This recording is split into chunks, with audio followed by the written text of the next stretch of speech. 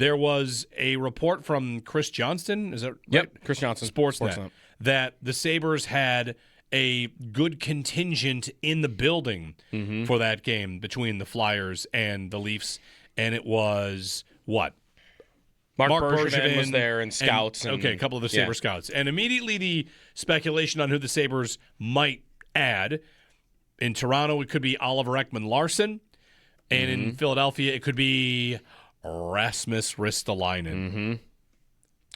Sell me on the Ristolainen idea. He might be my least favorite Sabre to have ever put on that uniform. Like, I never liked watching him play. Excuse me, Eric Stahl. Sorry, that one. Well, I don't acknowledge that happened, actually. All right, yeah. So that doesn't count. It just didn't go well. I never liked watching him play. He always played in a role that was so far beyond what he should have been in here. I guess I'm warming to the idea a little bit, though, about him. Like, my problem has always been I will believe it when I see it, that there is a coach in the league that will play him 16 minutes a night instead of 20 to 26. Here he played 24 minutes a night. Yeah. In Philly, it's been closer to like 20, 21. I'll believe it when I see it. But maybe you would see it because the Sabres just have 4 really good defensemen that he wouldn't go in over.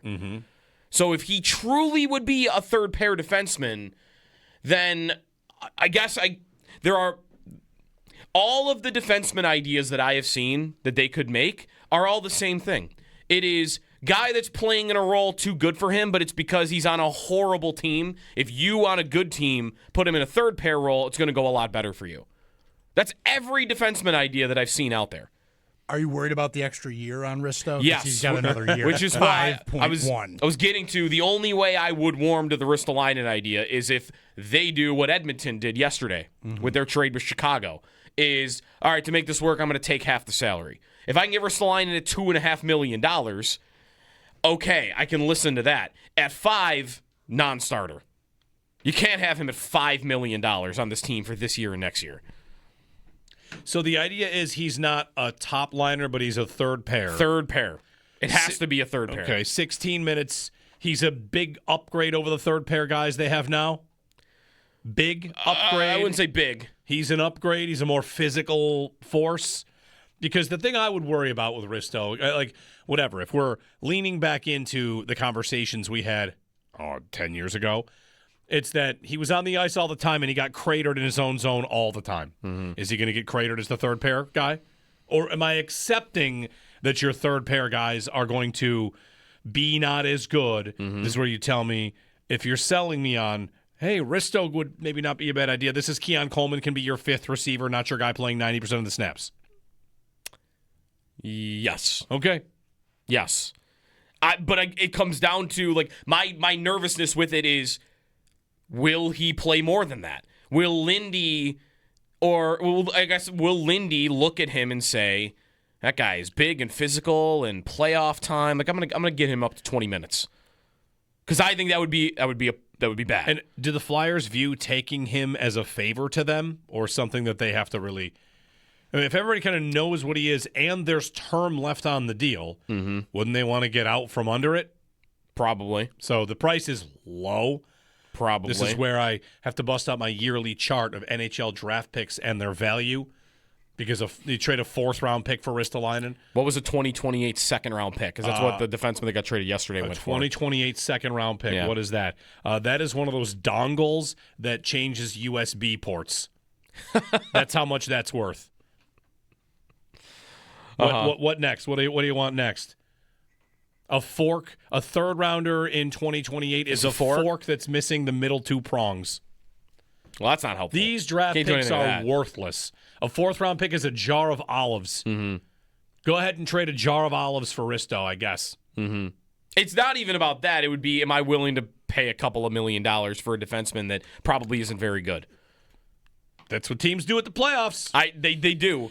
They usually spend second round picks to get a guy like that. I mean, and there are, not to get too into some of these guys, like White Cloud, who is in Calgary now, has always been an idea that a lot of the analytics people like. Like, I would like that idea better. Maybe Ekman-Larsson in Toronto, I would like better. There are ideas I would like better. I guess I was totally against the Ristolainen idea a week ago. And the more I read about, like, okay, if you play him in this role, when Philly has done that, it's been a little bit better. I guess, do they need to do it, though? Like, your question should be more about, like, is he give me more than Connor Timmins gives me? Because he's back practicing, and he's probably going to come back. And the answer to that might not need to be yes, that Ristolainen has to be better than what Connor Timmins was for them. Any kind of, we talked today about the idea of the Sabres going in. Like, how far should they really go in? Mm-hmm. Ristolainen's not a go-for-it deal. That's just like a depth piece. Right. We'll get some phone calls in here, 803-0550. On the Bills front, quickly, Ryan Talbot tweeted this out last night. Ryan Talbot, Bills beat writer for Syracuse.com and co-host of the Shout podcast with Matt Perino. Those guys do great work. And Ryan is like as good as it gets in tracking Bills visits. Mm-hmm. He's got that Chris Cooper, NFL, had it first, actually. But Ryan points out that the Bills will be hosting linebacker Josiah Trotter on a pre-draft visit. He is the son of Jeremiah Trotter. Okay. Eagles and Washington, maybe? Yep. But viewed as a day 2 prospect. Inside linebacker Josiah Trotter in for a top 30 visit for the Bills. So we are getting into who comes in for visits. All right, and we're on a linebacker first up here. Yes. Also, all right, I've got my prediction for who the Bills take 26th overall. It's I think I'm we can wait, when we decide we're going to do that every Tuesday? Every Tuesday. Every Tuesday we're just going to discuss like who we think it'll be on that day. Yeah. Okay. Last week we both landed at Concepcion. Yes. All right, I'm moving off that today.